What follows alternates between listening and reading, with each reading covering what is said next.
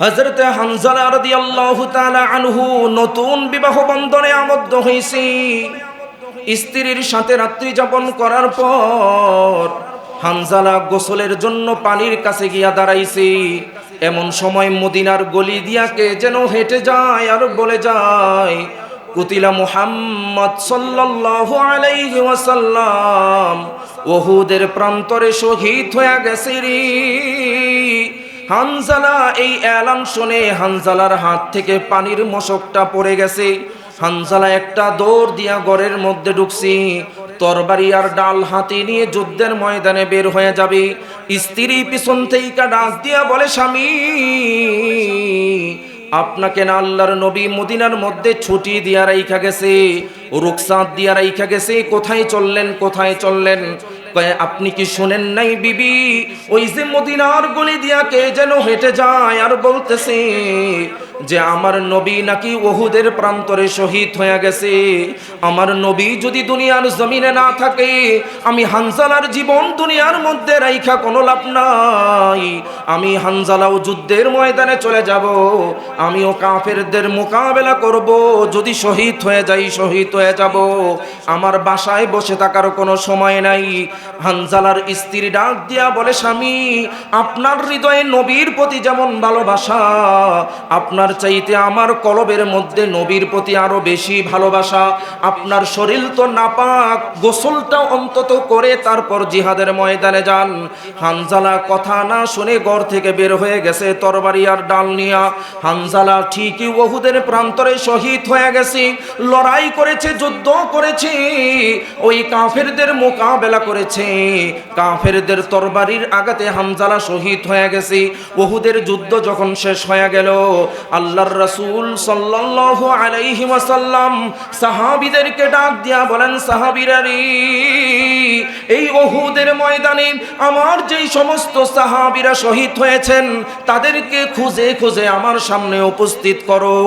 একজন সাহাবীকেও কিন্তু গোসল দিবা না, তাদেরকে বিনা গোসলে তাদেরকে কবরে নামায় দিবা। সাহাবীরা বললেন, ইয়া রাসূলুল্লাহ, সাহাবীদেরকে বিনা গোসলে কেন কবরে নামাবো? আল্লাহর রাসূল বললেন যে এই রক্তমাখা শরীর নিয়া আল্লাহর আদালতে তারা দাঁড়াবে। বলেন সুবহানাল্লাহ। আলহামদুলিল্লাহ আলহামদুলিল্লাহি নাহমাদুহু ওয়া নাস্তাঈনুহু ওয়া নাস্তাগফিরুহু ওয়া নু'মিনু বিহি ওয়া নাতাওয়াক্কালু আলাইহি ওয়া নাউযু বিল্লাহি মিন শুরুরি আনফুসিনা ওয়া মিন সাইয়্যাতি আ'মালিনা। من يهده الله فلا مضل له ومن يضلله فلا هادي له ونشهد أن لا إله إلا الله وحده لا شريك له ونشهد أن سيدنا وسندنا وحبيبنا وطبيبنا ومولانا محمدا عبده ورسوله أرسله بالحق بشيرا ونذيرا وداعيا إلى الله بإذنه وسراجا منيرا. أما بعد فأعوذ بالله من الشيطان الرجيم. بسم الله الرحمن الرحيم.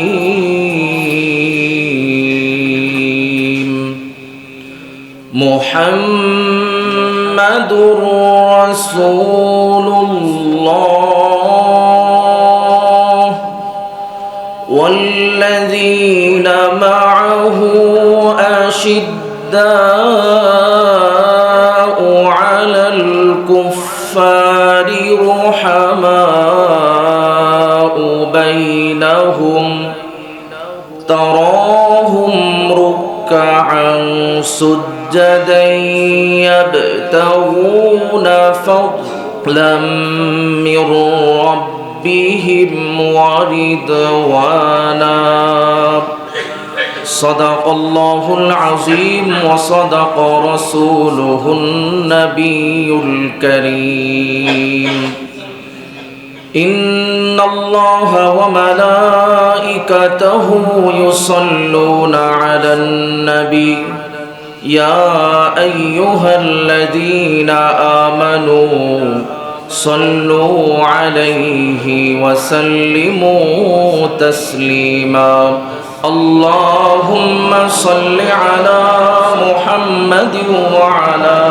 آل محمد كما صليت على إبراهيم وعلى آل إبراهيم إنك حميد مجيد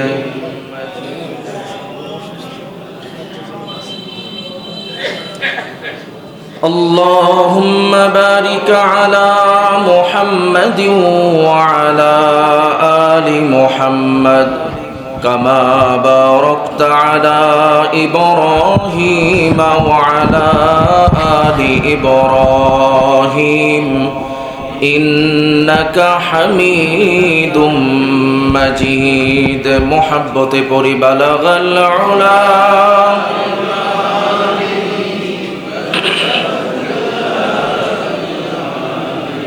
حسنت جميع خصاله صلوا عليه وآله بلغ العلا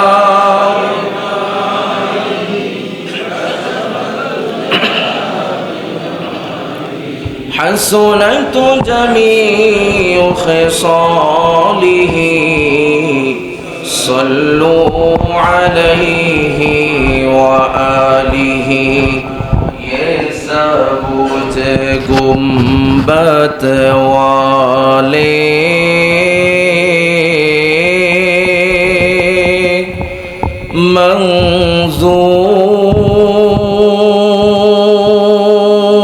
मंजूर दुआ करना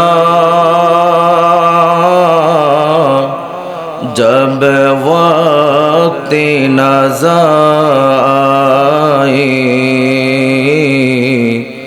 दीदारे अता करना बलगल उला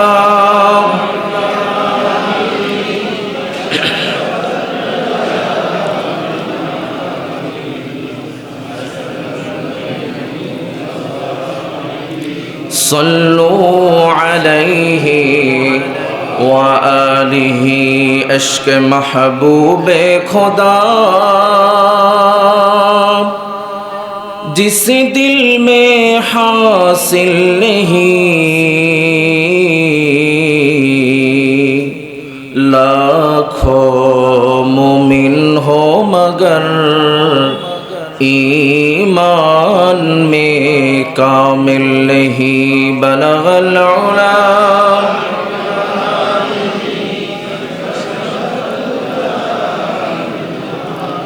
हसनत जमीउ खिसालिही सल्लू अलैहि व आलिहि যাদের হৃদয় আছে আল্লাহর ভয় তারা কবু পথ ভুলে যায় না আল্লাহর প্রেম ছাড়াই দুনিয়ায় কারো কাছে কোনো কিছু চায় না বলেন সবাই যাদের হৃদয় আছে আল্লাহর ভয় তারা কবু পথ ভুলে যায় না আল্লাহর প্রেম ছাড়াই দুনিয়ায় কারো কাছে কোনো কিছু